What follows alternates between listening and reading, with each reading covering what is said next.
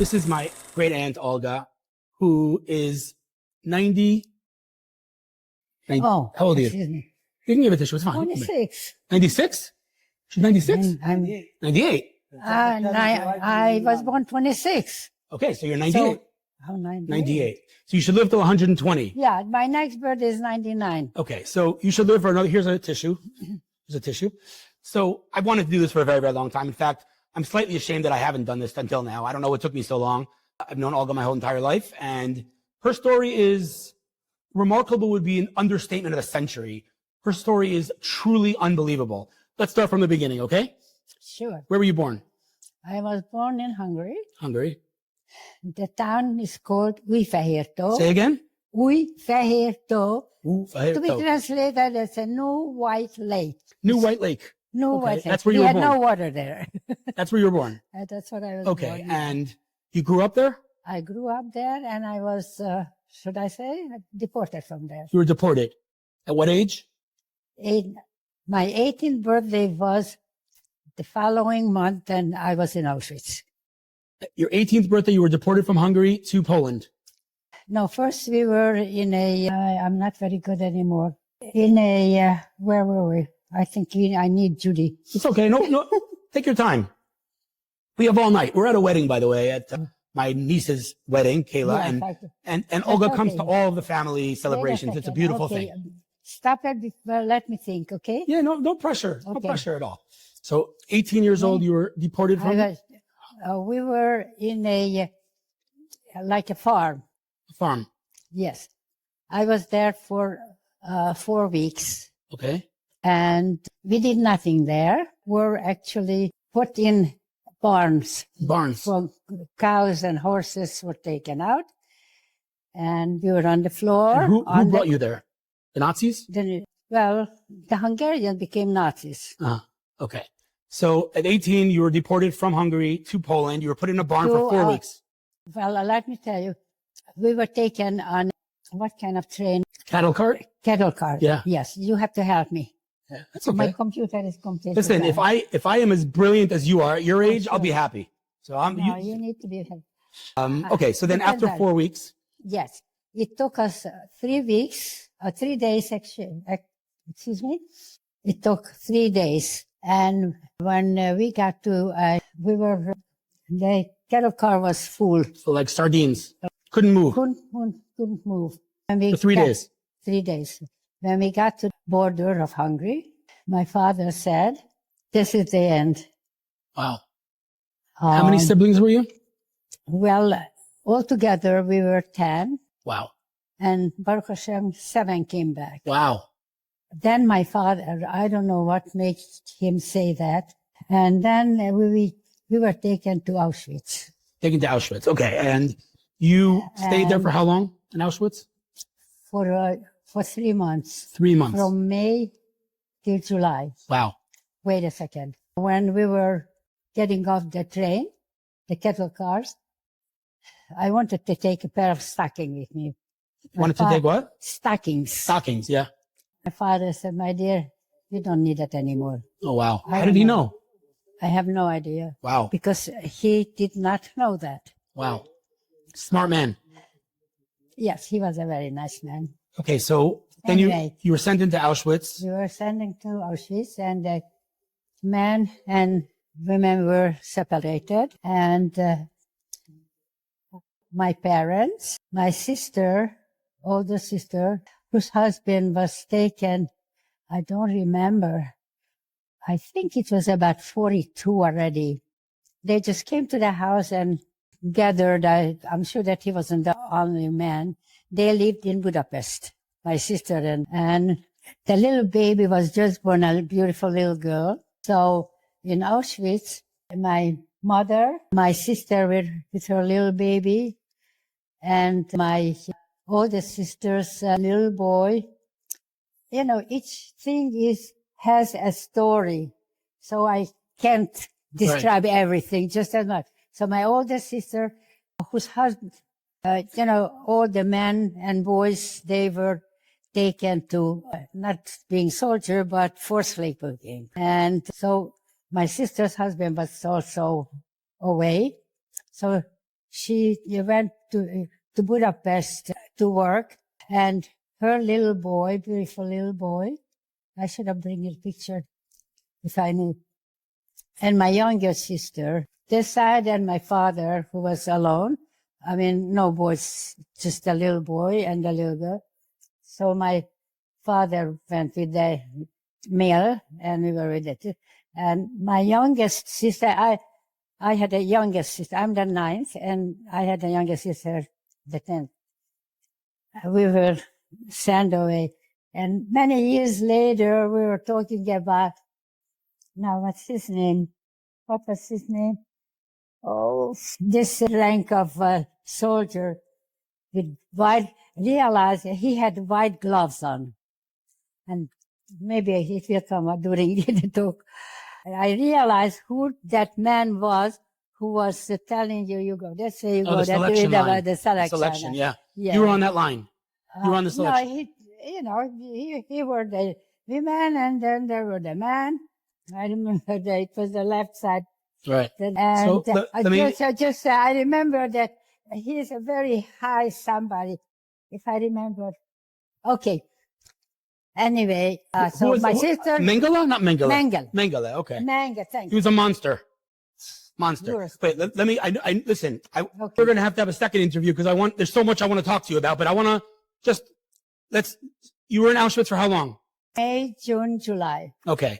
And there you were, what were you doing? Working or? When I came, my sister, I stopped for a second and looked back, and my sister was crying. Don't come, hurry up.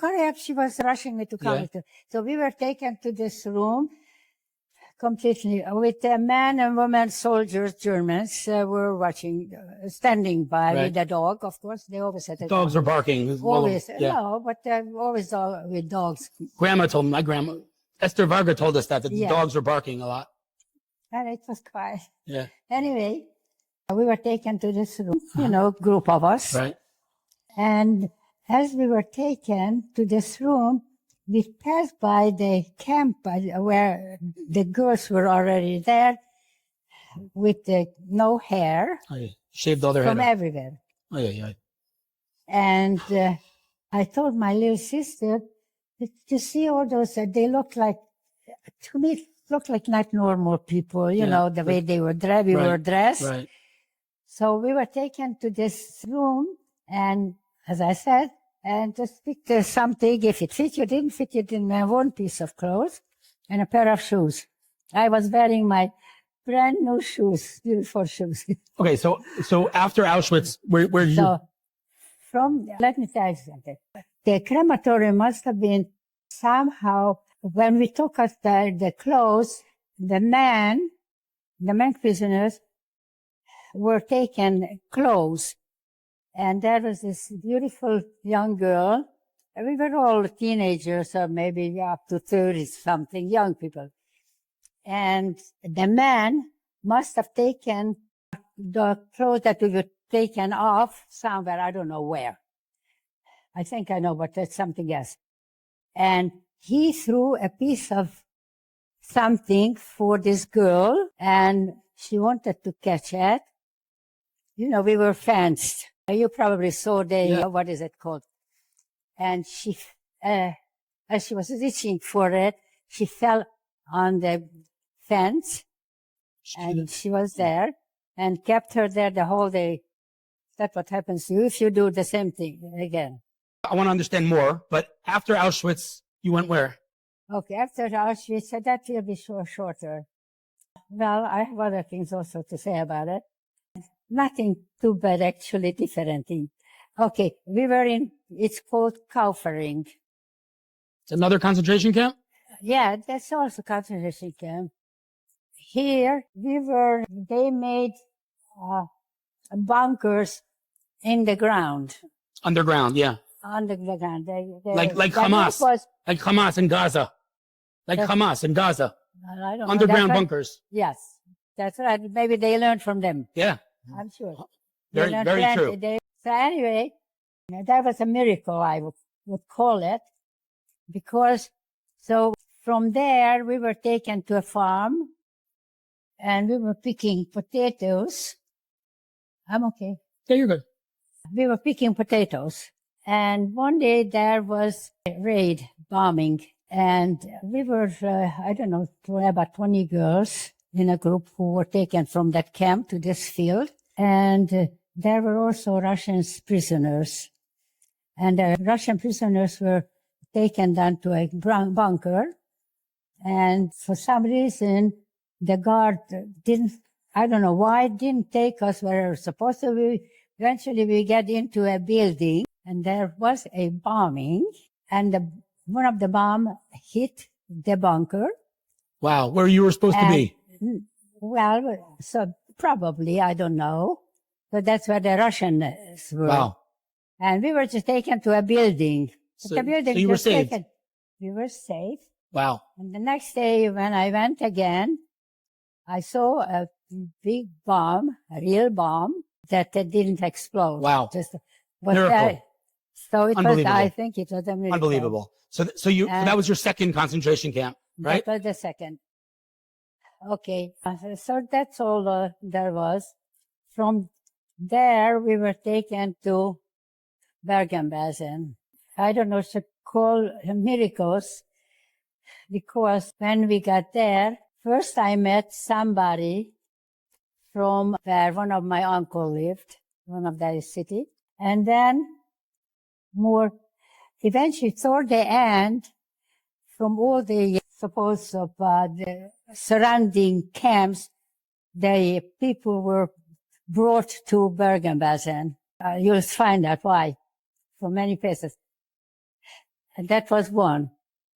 And then there was another group. My mother's sister daughter from another city came. Wow. You see, now I don't remember which, it doesn't matter how it was. And then, wait, it's two more.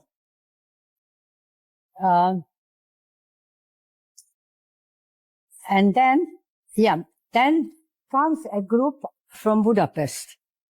And my sisters were in Budapest. And I said to my little sister, let's go and see. You never know. And they were coming from two ways. And suddenly I hear a big screaming. No way.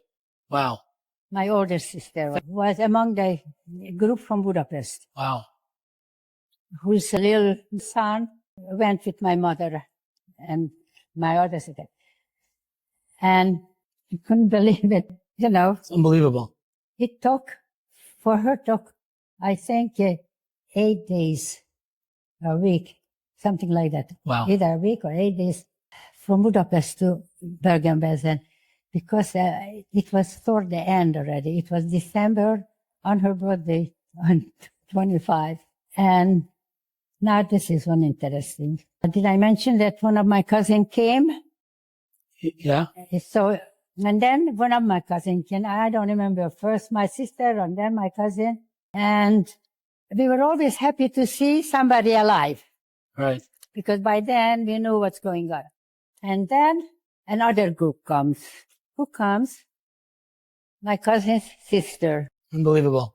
This cousin came from Budapest also, and her sister came from her hometown, the city. And we were taken, I don't know what they did, to this platform where trees are, lots of trees. What is it called? The what? What is it called? There are lots of trees. Forest. A forest, Yeah. yes. And we were gathering, and we were taking, doesn't matter, irrelevant. And this morning, my cousin was asked to stay, not to go. Now the two sisters are together, right? Yeah. And who came the second time was asked to stay, not to go, not to come with us. When we come back, her name was Sarah. No, Sarah. We waited for the whole day, hoping just went somewhere else. Yeah. But Never found. not never. Didn't come back. After the war, she was looking for her sister with that who was older than who was taken away. I have it in the book. She died. She was the older one who came first. And so this one was taken back to the camp where she came from. Actually, she changed herself with somebody else. For some reason, she just wanted to go. There was a group who was taken to Bergen-Belsen, and she wanted to go. What happened, she was taken back to that camp, and she said she got some beaten. They beat her up. After the war, and eventually, as I said before, that they were bringing from camp to Bergen-Belsen. And after the war, she was looking for her sister, which she didn't find. She didn't find it. Okay. So I don't want to hold you for too long, but I just want to know the story. How many concentration camps altogether were you in? Three. Three. Auschwitz, Kaufering, and Bergen-Belsen. Okay. And you were liberated, and where did you go after? What happened? Okay, I have to mention this. For 2 weeks, the Germans and the British, they were fighting. There were bullets coming. We were not allowed to even sit up because the bullets were all over, inside, outside. Even in the barrack came one or two. So one day, when was that? I can't think. Do you have the book Judy's wrote? Do I have the book? Do you have Judy's book? No. Oh. I'll get it. So one day, the door opens. The placard step was called, okay, now you can sit up, now you can get up. Open the door, and a British soldier comes in. Wow. And you should see, I didn't see it. Nobody said a word. We just... You were in shock. Shock? We were shocked. We couldn't, what's the word? React. To act. Sorry? To act, react. Yeah. What's the word? When we saw the soldier. Right. Of course, but we were happy. And okay, after we continue. After the liberation, you moved where? Where did you go after the Holocaust? We were taken to Sweden. Sweden. Yeah. Okay, you lived there for how long? For a year and a half. Okay, and then? Yeah. And when we were in Sweden, we were in a hospital, of course. This man come from Hamas and ask if anybody has anybody in America, anybody has a family in America. And my sister, I look at my sister, we look at each other. My father's 3 sisters and a brother, they were ill, all in America already from the beginning of the century. And I said, the only thing I remember, I look at my sister, we look at each other, that's all I know. What do you do with that? And I tell the guy, the man, and he said, fine, very good, no problem. The night, I wouldn't be surprised if it wasn't the same day or next day, they put, who were looking for family like me or from them, they put it in the newspaper and radio. Wow. And the next day, so what happened, they put it in the newspaper. There are different newspapers. Then the one who was my uncle's neighbor was getting, not my uncle. My uncle had different paper. Right. So he said, somebody's looking for you. Wow. Right away, they sent the telegram. Wow. And started beginning. Amazing. Olga, when did you come to Israel? What age? What age did you come to Israel? What age did you come to Israel? Do you know? Yeah, I know. 59. You came to Israel at 59? Yes. I was in America till You were 59 years old when you came to Israel? when I came. Okay, and you moved, where'd you move to when you came in? Netanya? Tanya. Yeah, because Uncle Lottie lived Right, there. right, So we lived right. there. I just want to ask you 2 questions. First of all, what do you say to people today in 2025 who say that the Holocaust never happened? How could that be? What do you think? What do you say to these people? Holocaust deniers. How could it be? How can I prove it? Unfortunately, I don't have the number. But even that, I don't know. One of my friends, who was my very first friend in Newark, New Jersey. That's where I came to America. Had a number, and she asked somebody whether to take it off. He said, no, don't. This week, I don't know if you know, the oldest Holocaust survivor died this week, you know? 110. You heard this story? Yeah. Amazing. Okay, one more question. When you see the war today, Hamas, how similar is what Hamas does to what the Nazis did? Same. Same. In different way, but it's the same thing. It's so different. If you put this here, It's the same. same. Amazing. It's a Holocaust. I want to do this again where it's quieter. We can talk more, but you should live to 100. No, What? you're welcome. You're welcome. I'm going to come to your house. We'll do a longer interview, but thank you for this. And you should live to 120 years old. You deserve the thanks. Me? Yes, of What did course. I do? You do. And you read my Facebook, right? Yes. I love it. I see you all the time. And we'll do another interview soon. Okay, sweetheart. Thank you.